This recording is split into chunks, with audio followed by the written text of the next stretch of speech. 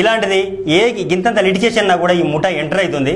నన్ను పోలీస్ స్టేషన్లో పిటిషన్ ఇచ్చి బయటికి వచ్చిన తర్వాత కొందరు ఒక 7-8 మంది నన్ను చుట్టుముట్టి నన్ను విపరీతంగా బెదిరించడం జరిగింది. దానికి నేను తక్షణమే మళ్ళీ పోలీస్ ఆఫీసర్లను కలిసినాను.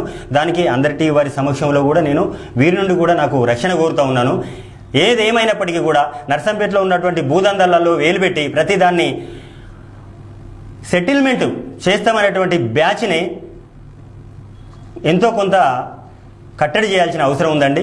దీనికి పోలీసు వారు కూడా నాకు పూర్తి సహాయ సహకారాలు అందించారు. ఇప్పటి వరకు కూడా వారి మీద చర్య తీసుకోవడానికి పూర్తిగా సహకరిస్తూ ఉన్నారు.